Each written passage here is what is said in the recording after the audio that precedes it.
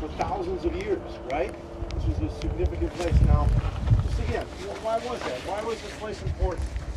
What was so significant about it? Why was it here? Crossroads of everything. Okay, it's the crossroads of everything, right? The Via Maris, going north and south. And then the crossroads going over to Beit Shan, which pointed out that way. So this is right here on the very crossroads of the entire world. This is ground zero for everything, right?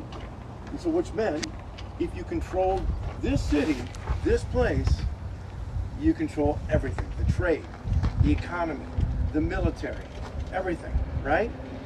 And so all kinds of battles have been fought here. The Egyptians were here, the Assyrians were here, the Canaanites were here, the Babylonians were here, the Israelites were here, all kinds of people were here, right? Battling over this spot. Because if you get this spot, you got everything. And everybody wanted this spot, right? Also, of course, it's here, not just because it's on the major highway, but there's a water source, right? Remember the spring, the water source, and all of that? When the Israelites controlled this place under Solomon, Nahab, can't decide when that water tunnel was, maybe it's Solomon, maybe it's Ahab. 850 BC is Ahab, kind of 950 BC is Solomon, but they constructed this huge water tunnel, right? That went from the spring outside the wall, under the wall, inside the city, and when we walk through that tunnel in just a few minutes, I mean, you're going to be able to see the chisel marks on the wall of where they constructed this tunnel, chiseled it out of this mound, this rock, down to the spring, all to get what? Water. See, you got to have water. You've got to have fortifications.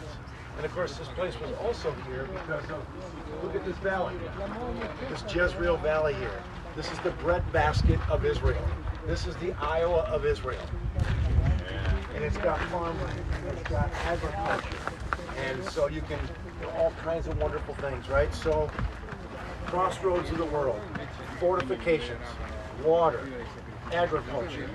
And that's what made this place so important, right? Now, as I said, if you control this place, you control the world. So, mostly it was Canaanite, Egyptian, others. But did the Israelites control this place? For a time they did, right? For a time they did. When was that?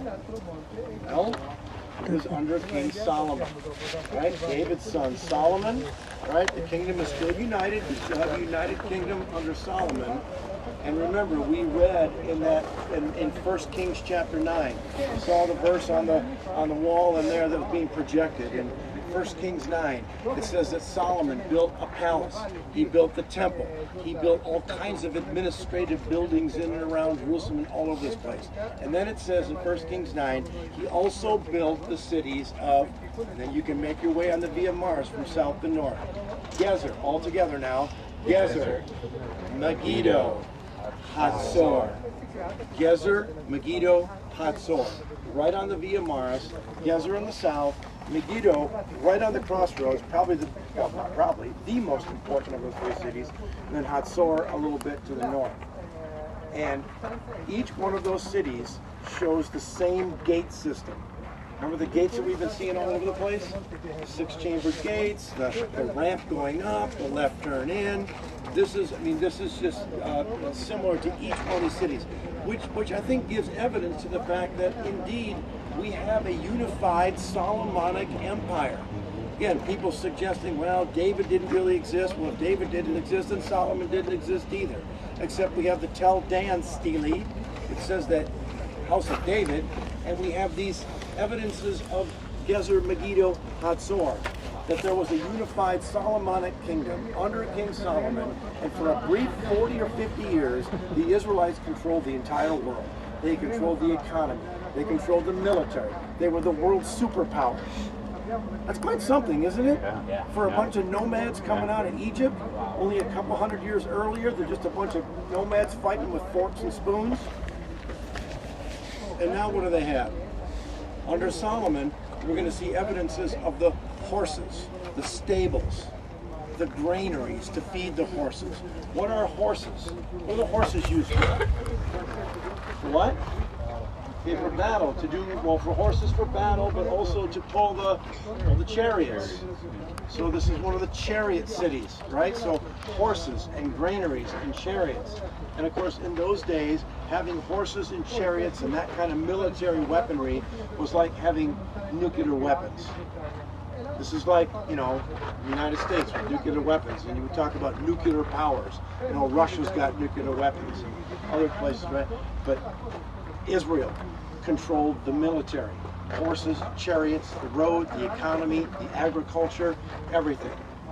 Now, what kind of opportunity do you think that presented itself to the Israelites? I mean, isn't this what they were aiming for the whole time since Abraham?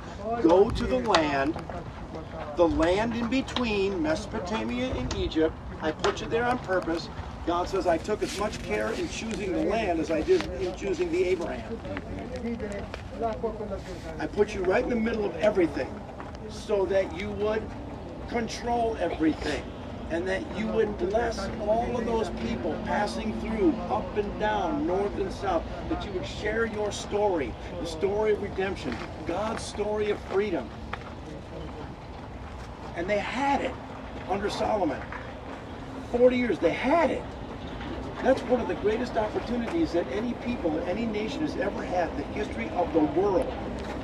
What an opportunity. King Solomon truly is the king of the world.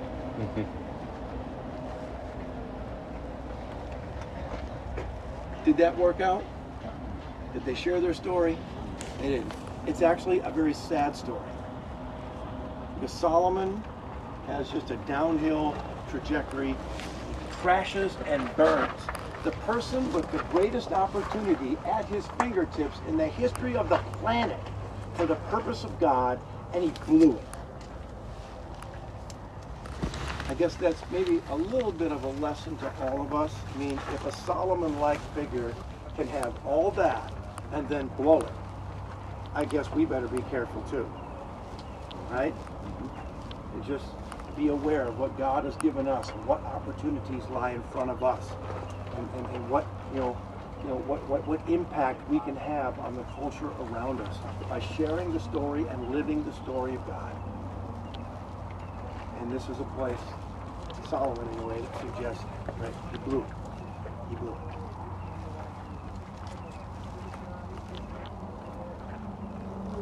Now, there's some people standing there. I was going to get up and walk over there for just a minute. Maybe we can just walk to the edge of this right here and just not get in the way of those people. But I want you to see something over that fence right there. In the next, let's just walk this way, everybody. And then look over there. Look over there.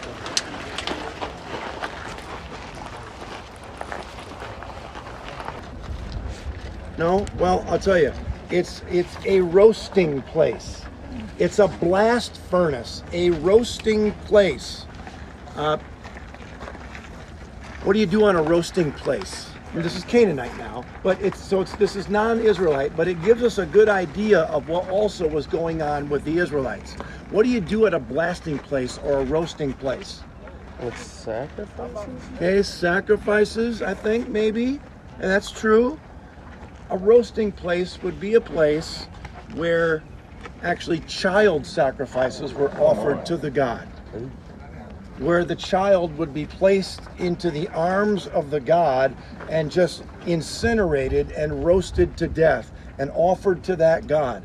That's what a tophet is. It's a burning place, a roasting place. Oh. And this is what the Canaanites, of course, were engaged in, right? That's what they did. That's the kind of God they worshiped, the sacrifices they made, not only having sexual relations, but also offering children. And this also happened in Israel. We know it did. We know it did, because the Old Testament tells us it did. Manasseh did it. King Ahaz did it. Engaged in child sacrifice. Innocent children being roasted on the tophet. So along comes King Josiah. Remember, we heard the story of Josiah, who came here to Megiddo to encounter Pharaoh Necho of Egypt. And then tragically, he was killed at only 39 years of age. He was one of Israel's best kings, and his life was cut short at the age of 39. Something happened here. But Josiah was one of the good kings. Listen to I'm sorry, did I say 1 Kings? I meant 2 Kings. 2 Kings 23. 2 Kings 23 verse 10. Listen to this. Josiah the good king, remember, he goes around trying to destroy some of these objects of foreign worship. 2 Kings 23:10 says this. He desecrated Tophet, which was in the valley of Ben Hinnom, so no one could use it to sacrifice his son or daughter in the fire to Molech. Wow. Yikes. Well, I mean, yikes that that was going on, but then Josiah has to go and destroy a Tophet roasting place like that.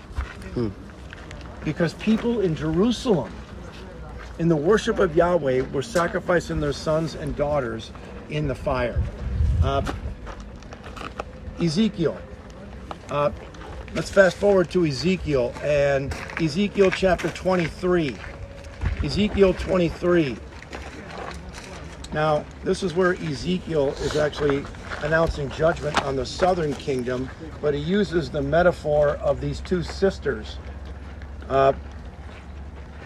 Ohalah and Ohaliva. No, it's just a metaphor, it's a story that Ezekiel tells. Ohalah is the northern kingdom, Samaria, right? Samaria, northern kingdom, and Ohaliva is the southern kingdom. You have Judah. Remember, which one was destroyed first? The northern kingdom in the year 721 BC, the Assyrians. You would think that the southern kingdom would have learned a lesson, right? Why did the northern kingdom get destroyed? For the Tophet, for the idolatry, for all the other stuff that was going on. You think that Jerusalem and the southern kingdom would have learned a lesson. But listen to Ezekiel 23, verse 36. The Lord said to me, to Ezekiel, Son of man, will you judge Ohalah and Ohaliva? Then confront them with their detestable practices, for they have committed adultery and blood is on their hands. They committed adultery with their idols. They even sacrificed their children, whom they bore to me as food for them. They have also done this to me. At the same time, they defiled my sanctuary and desecrated my Sabbaths. On the very day they sacrificed their children to the idols, they entered my sanctuary and desecrated it. That is what they did in my house. I mean, is there anything sadder? Is there anything more shocking than that? Hear what God had done for them out of Egypt, the covenant, the promised land, the blessings, the kings, the kingdom, Solomon, everything, blessing after blessing after blessing after blessing. And then the way Ezekiel and all the prophets, well, many of the prophets describe it as you committed adultery. You became whores and prostitutes. Not my language, the Bible's language. You're a bunch of whores. That's what you become to me. And it actually gets quite graphic in Ezekiel. If you read Ezekiel 16 and you read the rest of Ezekiel 23, it gets quite graphic in describing in sexual terms the literal adultery as well as the spiritual adultery that the Israelites committed against Yahweh, their husband, their lover. And it included the sacrificing of children. Does that just shock your soul? And of course we stand here and say, well, how dumb is that? We'd never do that. And we're not going to sacrifice our children, are we? Jeremiah 7. So now Jeremiah, about the same time period as Ezekiel, Jeremiah is right in Jerusalem. He's right in Jerusalem when things are at their very worst, at the very end of the kingdom, of the southern kingdom of Judah. So we fast forward to Jeremiah 7, verse 30. The people of Judah have done evil in my eyes, declares the Lord. They have set up their detestable idols in the house that bears my name and have defiled it. They have built the high places of Tophet in the valley of Ben Hinnom to burn their sons and daughters in the fire. You hear it? I know this is a Canaanite Tophet, but amazingly the Israelites mimicked that, copied it, and reproduce their own Tophet-like roasting place to participate in those Canaanite practices of sacrifice of children. Jeremiah says they have built high places of Tophet in the valley of Ben Hinnom to burn their sons and daughters in the fire, something I did not command, nor did it enter my mind. So beware, the days are coming, declares the Lord, when people will no longer call it Tophet or the valley of Ben Hinnom, but the valley of slaughter. For they will bury the dead in Tophet until there is no more room. Then the carcasses of this people will become food for the birds of the air and the beasts of the earth, and there will be no one to frighten them away. I will bring an end to the sounds of joy and gladness, and to the voices of bride and bridegroom in the towns of Judah and the streets of Jerusalem, for the land will become desolate. Again, is there anything sadder than that? The life that God has given to his people, Jerusalem, Judah. Basically, what is God threatening? What is he threatening in that little Jeremiah 7 thing through the prophet Jeremiah? What's he threatening? You built Tophet. You burned your sons and daughters. I didn't come up with that. That didn't even enter my mind, says God. You did it. You desecrated it. And so God says, I'm going to do what? The same to you. I'm going to turn this whole thing into a Tophet. And it's going to be called the Valley of Slaughter. Because I'm going to burn it all down. I'm going to destroy it all. This is sobering, isn't it? This is the most critical, horrible moment in the history of Israel. The destruction of Jerusalem and the temple in 586 BC. And God says, I brought you to the land, I gave you a king, you built a temple that represented my presence to bless the world. You didn't do it, and now I'm going to wipe you off the face of this earth. Get out of my house. I don't love you anymore. Get out, you whore. Not my language. Can you imagine God saying something like that? You know, the people thought, ain't nothing we can do to make God stop loving us. Ain't nothing we can do. And God said, you better think again, because there is, and you did it, and I don't love you. Get out. And I know, to our modern minds, we think, really? God can't stop loving. I mean, that's not in the doctrine. That's not in the theology. He's a God of love, and he always loves no matter what. Well, yeah, thanks to Jesus, who went through 586 for us, who laid himself on a cross, but really a Tophet became a Tophet for us, and God destroyed the body of Jesus so that he could re-love us and re-invite us back into relationship. Is that something? You can't get to the cross without going through 586. You can't get to Jesus without 586. You can't get to the grace without understanding the devastating and destructive and sobering Tophet judgment of God, where he threatens to turn the city of Jerusalem into a burn pit. And he does it. Not just threatens it, he does it. I just, the absolute judgment of God, and then the grace of the Lord Jesus Christ, who went through a Tophet for us. That's something? That's the Old Testament. You heard in the video, we talked about it, and you've heard the word Armageddon, right? Armageddon. Revelation 16, verse 16 is where that occurs. Revelation 16:16. Let me just briefly read it. And this is talking about, as you heard in the video and maybe read or knew, that this is sort of a place that will represent the final climactic battle between good and evil, and God and Satan, and Baal and Yahweh, and Tophet practicing people and God honoring people. This is where it all comes to a head. And so John the apostle is talking about that conflict, that spiritual battle, if you will, between good and evil. And so he says it this way in Revelation 16:16. He says, then they gathered the kings together to the place in Hebrew that is called Armageddon. And so Armageddon is a little bit of a Greek transliteration slash literary corruption of MEGIDO, right? The mountain of Megiddo. Now, there's not really a mountain, it's a tell. It's really a valley of Megiddo. So we can't take all these things literally, but, you know, so the Apostle John is picturing this final climactic battle between good and evil, God and Satan, all that stuff that's going to culminate here, Megiddo.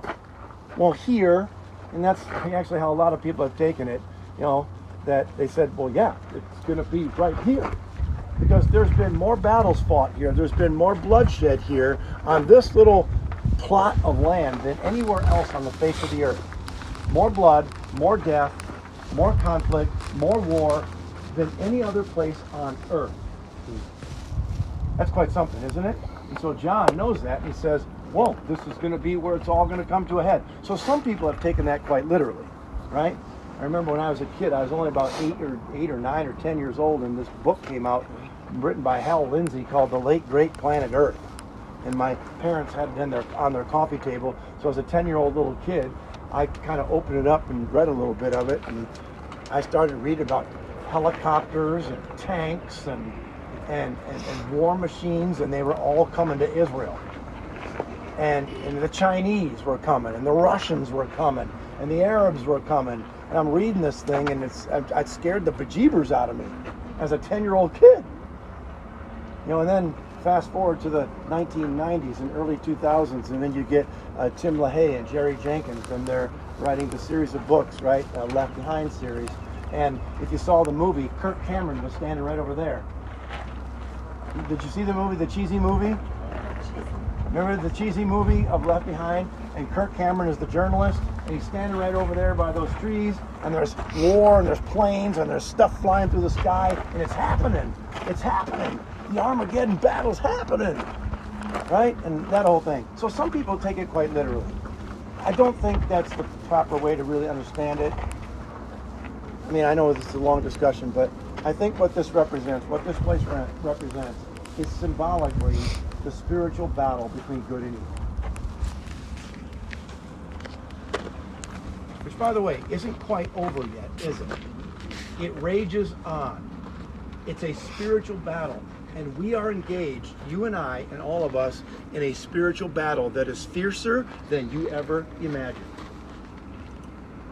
And sometimes it rages right inside my own little heart. It's that close and that fierce. But the spiritual battle for control of the world. Remember, whoever controls this place controls the world. We might say in our culture, what would we say are Armageddos in our culture? If you control X, you control people's minds and hearts and values. What would you put in the blank? If you control Media. Government, Twitter, Wall Street, bingo, bingo, bingo, bingo. If you control Washington, D.C., if you control Hollywood, right? If you control New York City and Wall Street, you control the world. The hearts and minds and values of the world. And you just look at our culture. Who controls those places of power and influence? Not Christians. Satan. Yeah, for the most part, right? And a worldview is being communicated because they control the crossroads. And what's our task as Christians? I think to engage in that conflict, right? In the spiritual battle. Paul talks in Ephesians 6 that we are not in a battle against flesh and blood. Well, that would be actually too easy. We are in a battle against spiritual forces and powers. And then he lists all of the battle equipment. What is some of the battle equipment that we need to equip ourselves with and put on? Remember from Ephesians 6, just what are some of it? What's some of it? The belt of truth. The belt of truth. Helmet of righteousness. The shield of faith. And right, the sword of the Spirit. Oh, you got it all, right? We got swords and shields, and we got helmets, and we got feet that are shod, right? And maybe the greatest weapon of all that Paul mentions is prayer. And so we are engaged. And we're not going to go kill people. We're not going to be in a little holy war, but we are in a battle. We got to be careful with that language, everybody. We got to be careful with that language. Because when I was a kid, I remember we sang that song in church, you know, onward Christian soldiers, marching as to war with the cross of Jesus going. And then we had a bunch of crusaders come to this land with the cross of Jesus before them, armed for war, and they killed all kinds of people. A black mark in the history of the church. And we do not for sure want to repeat that. But we are in a battle. It's a spiritual battle for the hearts and minds of the culture. And Christians need to be engaged in that. You can think of some, I think, evangelical or Christian or clearly spiritual political people, right? Who have held positions of power in the Senate or the Congress, or maybe in the media, making movies, right? Or in financial centers.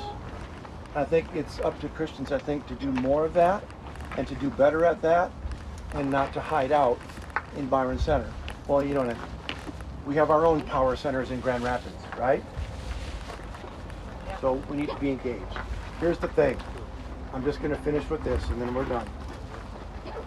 I said the battle rages on, but this is also symbolic of the final battle. And John also records that for us in Revelation chapter 19. Revelation 19 verse 11. John says, I saw heaven standing open, and there before me was a white horse, whose rider is called Faithful and True. With justice he judges and makes war. His eyes are like blazing fire, and on his head are many crowns. He has a name written on him that no one knows but he himself. He is dressed in a robe dipped in blood, well, his own blood. And his name is the Word of God. The armies of heaven were following him, riding on white horses and dressed in fine linen, white and clean. Out of his mouth comes a sharp sword with which to strike down the nations. He will rule them with an iron scepter. He treads the winepress of the fury of the wrath of God Almighty. On his robe and on his thigh he has this name written, King of Kings and Lord of Lords. And I saw an angel standing in the sun, who cried in a loud voice to all the birds flying in midair, Come, gather together for the great supper of God, so that you may eat the flesh of kings, generals, and mighty men, of horses and their riders, and the flesh of all people, free and slave, great and small. Then I saw the beast and the kings of the earth and their armies gathered together to make war against the rider on the horse and his army. But the beast was captured, and with him the false prophet who had performed the miraculous signs on his behalf. With these signs he had deluded those who had received the mark of the beast and worshipped its image. The two of them were thrown into the fiery lake of burning sulfur. The rest of them were killed with the sword that came out of the mouth of the rider on the horse, and all the birds gorged themselves on their flesh. An equally gory scene of judgment, isn't it? Inflicted by and executed by who? Jesus. On the white horse, what's his weapon? The sword in his mouth, the sword of his word. That's all he needs. Actually, the actual battle isn't even described there. It wasn't even described there. There wasn't no real battle because it's all over. And Jesus just comes and declares victory. Ultimate victory. Judgment on Jerusalem. Jesus took it. The battle rages, and it will come to an end. And this place symbolically represents that conflict of values. You know what I like to think, and what encourages me, is that right across this valley, only 10 miles away, in the little town of Nazareth, is where the commander-in-chief grew up. Did Jesus stand on that precipice point and look over here at Megiddo as a 10-year-old kid and just look at it and say, that's the battle I came for. That's the battle I'm going to engage in too. And I'm going to face evil down on that cross and emerge victorious. Did Jesus think of that? The commander-in-chief represents the victory of God, the judgment of God, and the spiritual conflict that we're engaged in. You want to boil down the whole book of Revelation. I teach a whole course in Revelation. It's often very complicated, and it is symbolic, and there's all kinds of stuff in there. But you know what? It really is quite simple. It really is quite simple. I would summarize the book of Revelation. God wins. God wins. And those who follow Jesus Christ win too. The victory is ours. Victory in Jesus. And it's as simple as that. But the battle rages, and it's up to us to figure out which side we're going to stand on.